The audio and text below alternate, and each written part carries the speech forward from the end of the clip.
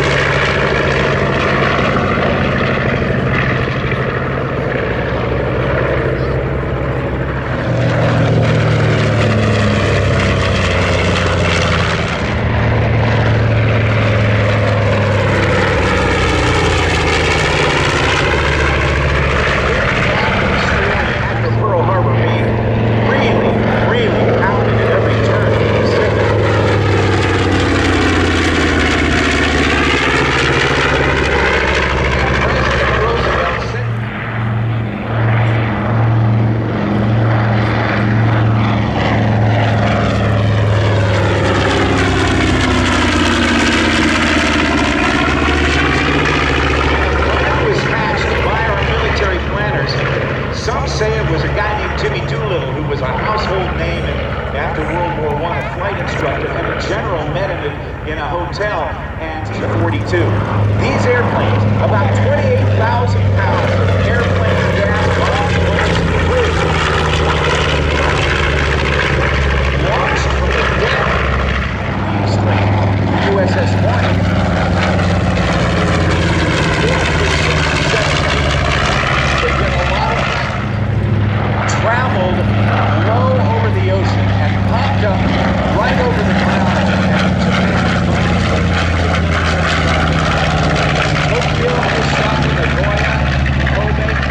protected by a Japanese boat, and so they thought they wouldn't have enough gas to get to where they needed to go to their safe bases in China and then come home.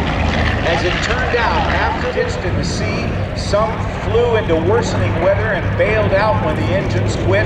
Several of the air crew were lost. A couple of airplanes landed in Russia, where the air crew were held to the end of the war. Several crew members were captured by the Japanese and executed as war criminals. And all 16 aircraft were lost, presented with a Medal of Honor. Here come the Mitchells.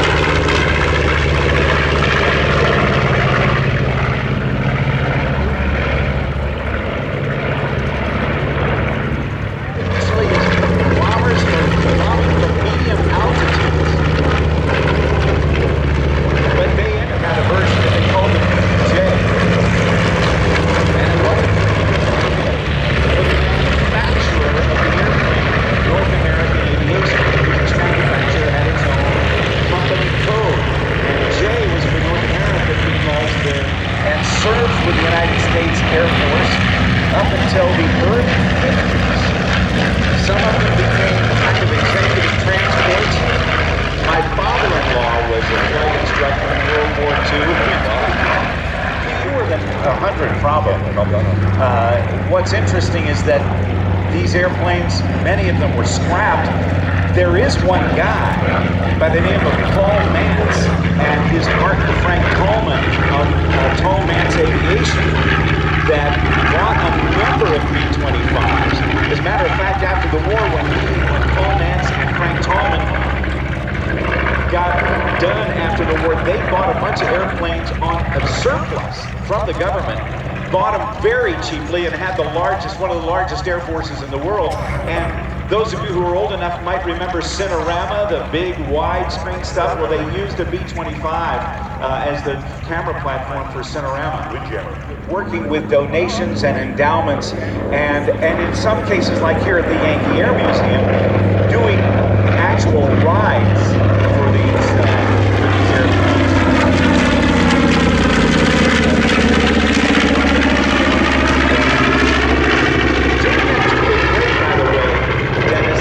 Each of the aircraft just carried 4 bombs.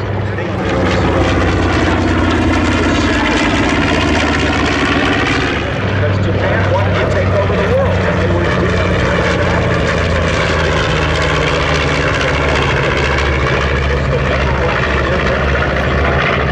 It's an interesting situation that happened, and I'm going to look at this passing by.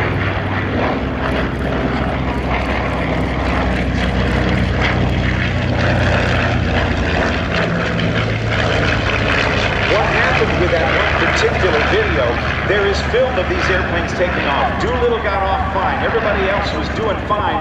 One airplane, when they ran these airplanes, because the deck was slippery, so the guy retracted his flaps so he wouldn't be pushed back into another airplane behind him. Well, when they took off, they forgot to extend the flaps, and they didn't have enough lift from the flaps on the wings for that short field takeoff and a short runway of 467 feet. And that's the one that dipped down, Dennis. Almost crashed. Yeah.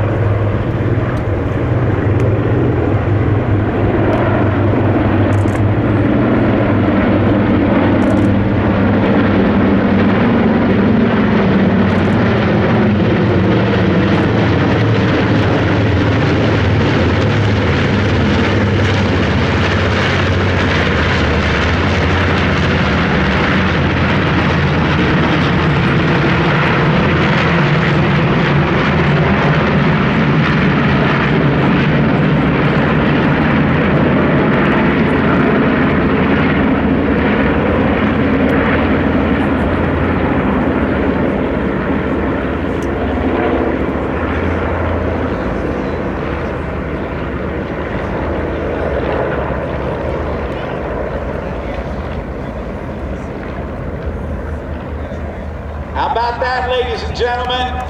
Pretty cool, huh? Wow. 1,700 horsepower per engine. That's 3,400 times 9 airplanes, however many horsepower that is. That's something that chances are none of us will ever have the opportunity to hear again. How about a nice round of applause for all the pilots of all the B-25s?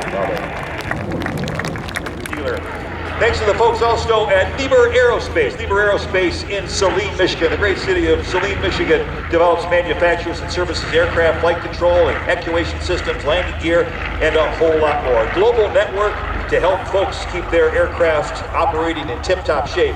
And also thank you to Destination Ann Arbor. Support for Thunder Over Michigan comes from Destination Ann Arbor. For things to do and places to see in the Ann Arbor area, visit annarbor.org or trip planning inspiration. Destination Ann Arbor is your official guide to things to do and see in the great Washtenaw County. Visit annarbor.org for listings of restaurants. Dennis Newbacher, this is one special day. We had expected way worse weather this morning, and as it turned out, this has been perfect for not only for the sight but for the sound. We're going to be getting noisy here in a minute, Dennis, as we recover these B-25s. We will also be launching the B-17 Yankee Lady and several P-51 Mustangs. But that's quite a lineup, Rob. Yeah, it's quite a lineup indeed. But one of the things that's going to happen is that we're going to be welcoming the United States Navy's EA-18 Growlers. One was the YF-16 from General Dynamics. The other, oh wait a minute, coming by again. Let's listen to the break.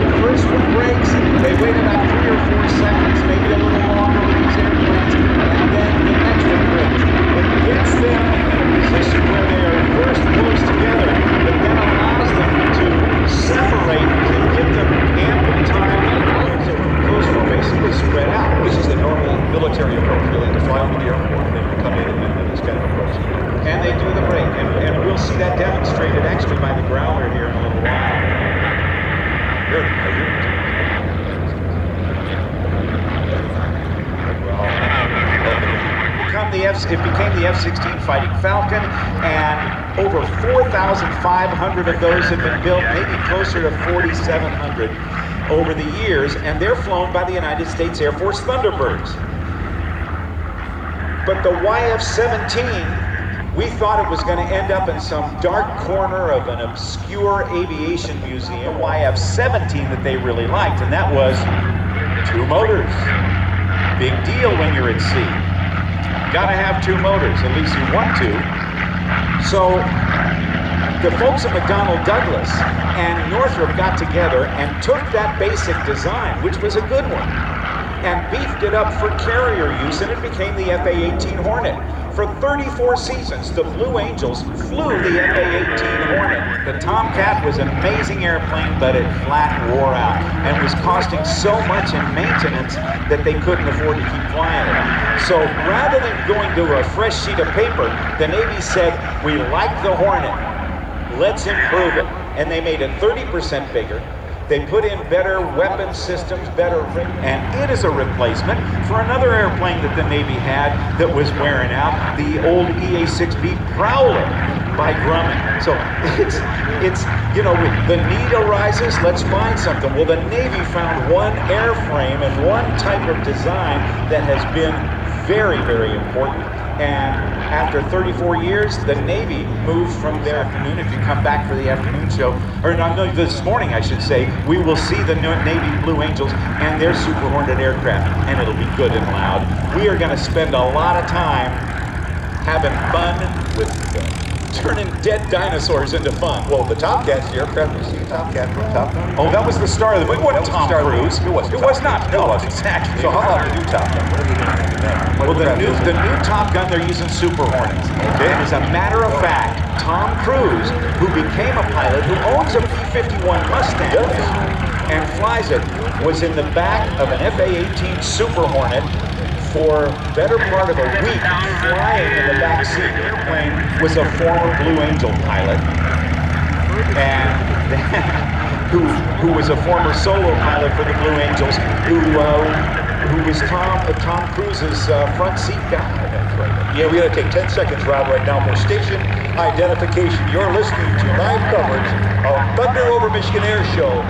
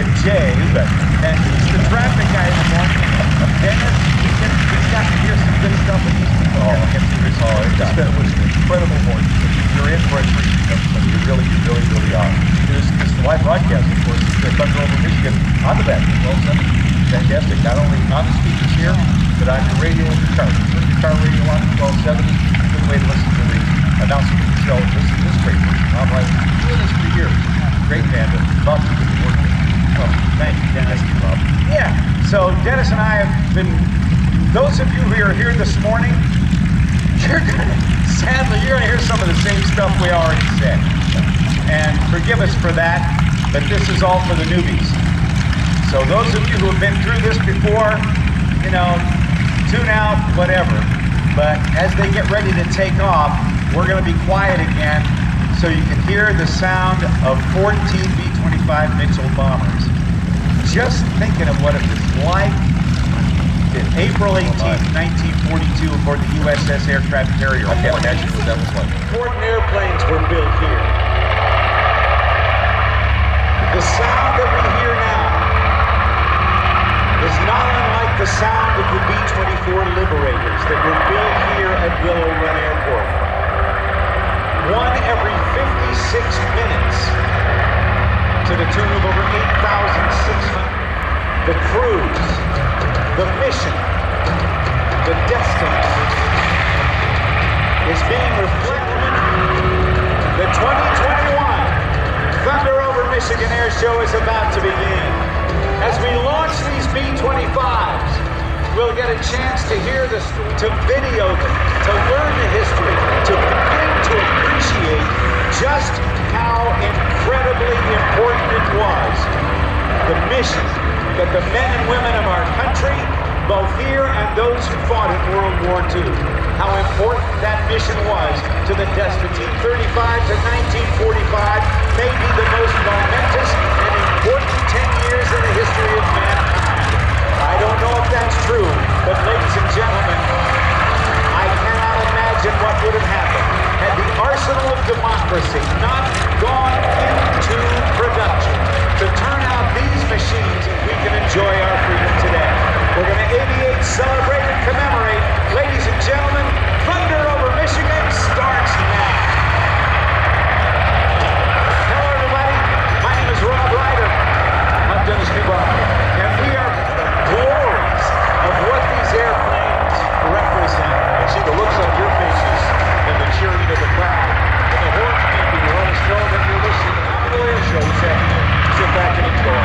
Dan, if you're watching it, you're going to love it. We want to thank the folks at Jack Demmer Ford. Discover the Demmer difference. Western Wayne County's Ford dealer. And Destination Ann Arbor. Support for Thunder over Michigan comes from this planet inspiration. Lieber Aerospace develops, manufactures, and services aircraft flight control and actuation systems. Check them out. Saline, Michigan provides customer support for the Americas. It's Lieber Aerospace. And of course, the Yankee Erie that you wouldn't get anyplace else, including the B-17 Yankee Lady Air Adventures, the C-47 Air Adventures, the UH-1 Huey Air Adventures, and even the ones from the B-25 here at the museum. Fantastic.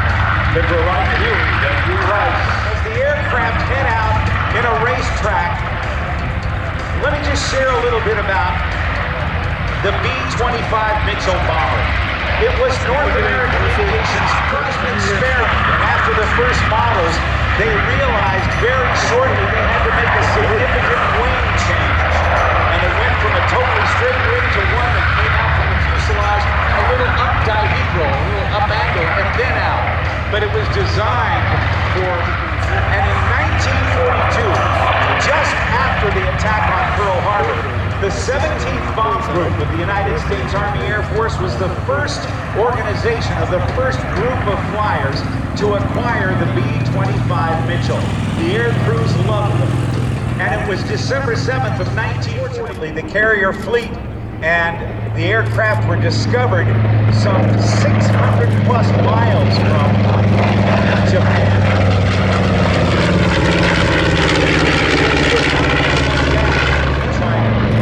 The flyers were given an option.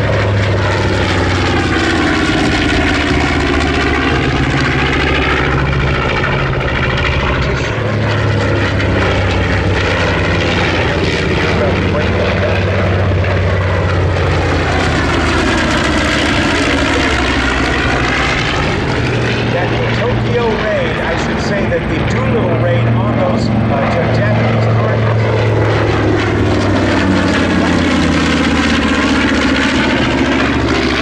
No resistance.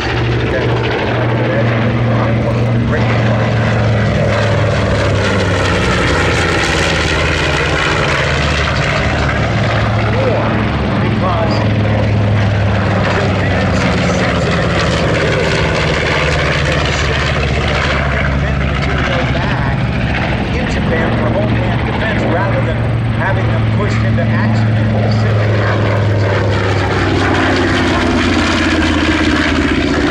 When he was chosen to lead the raid, one of the books about the raid says that he presented this idea to a general at a restaurant, and that the general initially laughed at his idea, and then as time went on, he said maybe this would work.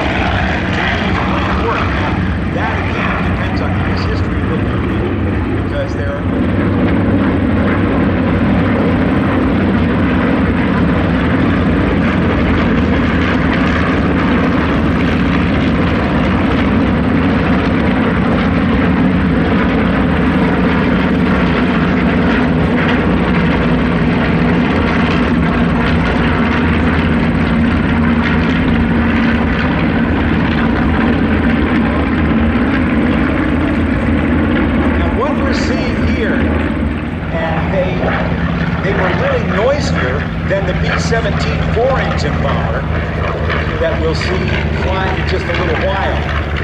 little air show smoke there. Don't worry about that. Yes, that is air show smoke. That's apparent was the guy who led that crew through successful 25 missions without getting shot down. But in certain cases, the losses were staggering on the daylight raids that the United States Army Air Force conducted on German targets in Europe. They got there, but they didn't have any fighter protection, did they? They had no way of having protection from the German fighter craft coming up the targets.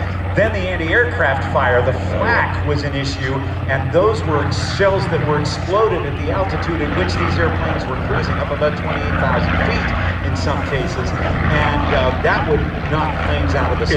Is that the altitude they were dropping the bombs from? I think it was somewhere in there, and maybe I can get corrected on that, but I believe that's kind of where they were. Let's watch, let's listen. Here comes Thunder over Michigan.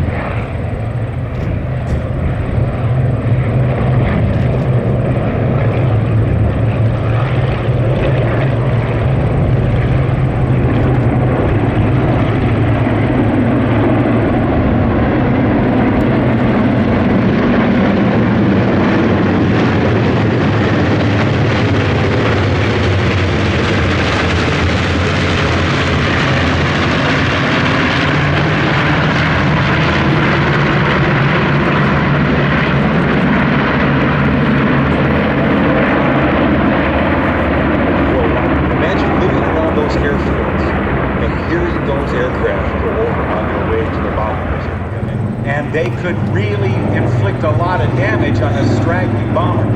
Let's watch again.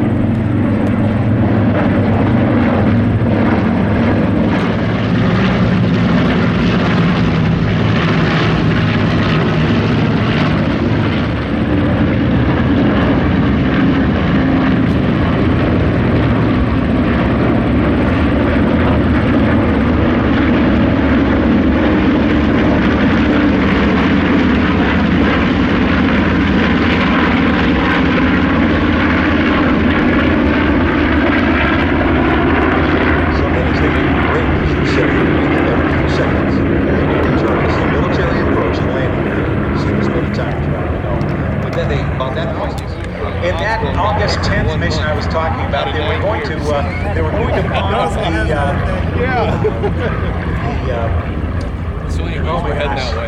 the ball bearing factories at Schweinfurt. And everybody else, right? In that rate of the 250.